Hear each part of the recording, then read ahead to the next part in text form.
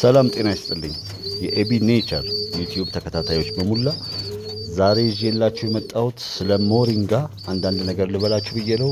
ለእርግቦቻችን እንዴት አድርገን መስጠት አለብን፣ ምን አይነት ጠቀሜታ አለው፣ በምን አይነት ሰዓት መሰጠት አለበት የሚለውን አንዳንድ ሀሳብ ላጋራችሁ ብዬ ነው። ይጠቅማችኋል። ዩቲዩቡን እስከ መጨረሻ ተከታተሉ።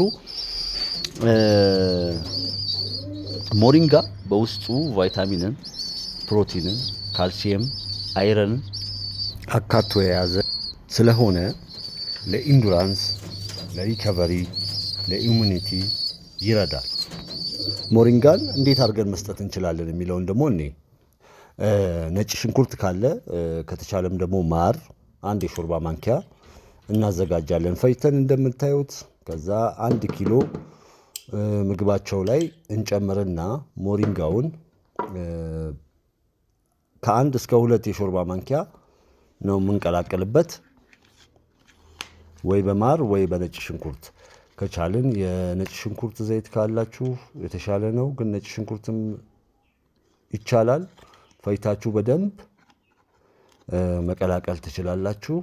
ከዛ በደንብ ታዋህዱታላችሁ። እርግቦቹ ጣዕሙን ለይተው መለየት እስኪያቅታቸው በደንብ አድርጋችሁ ታዋህዱታላችሁ፣ መምረጥ እንዳይችሉ።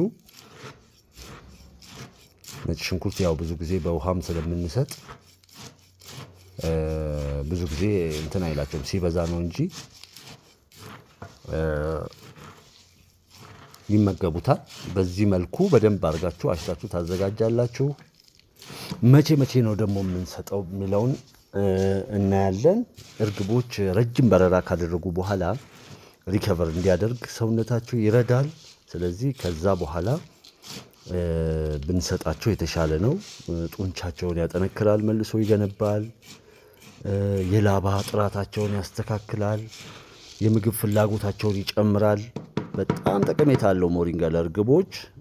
እኔ አድርጌው ውጤት ስላየሁ ነው በደንብ የምነግራችሁ። እርግቦች ደግሞ አንዴ ከለመዱት በሳምንት 2 እና 3 ጊዜ የምሰጧቸው ከሆነ ከመመገብ ወደ ኋላ አይሉም። እንደውም በደንብ አድርገው ነው ጥርግ አድርገው የሚበሉት። መጀመሪያ ላይ ሊያስቸግሯችሁ ይችላሉ፣ ሊመርጡ ይችላሉ፣ ምግብ ፍላጎታቸው ሊቀንስ ይችላል፣ መጠናቸው ሊያንስ ይችላል። ከዛ በኋላ ግን እየለመዱት ሲመጡ በደንብ አድርገው ነው የሚመገቡት። እርግቦቻችሁ ላይ በየሳምንቱ የሚተላለፉ የተለያየ በሽታዎችን፣ ጉንፋኖችን ምናምን በጣም ነው የሚቀንሰው።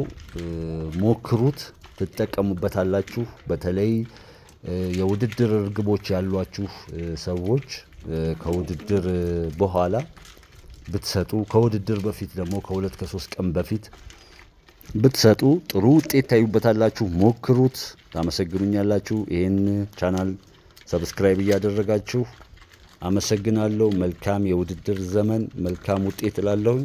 ባይ ባይ።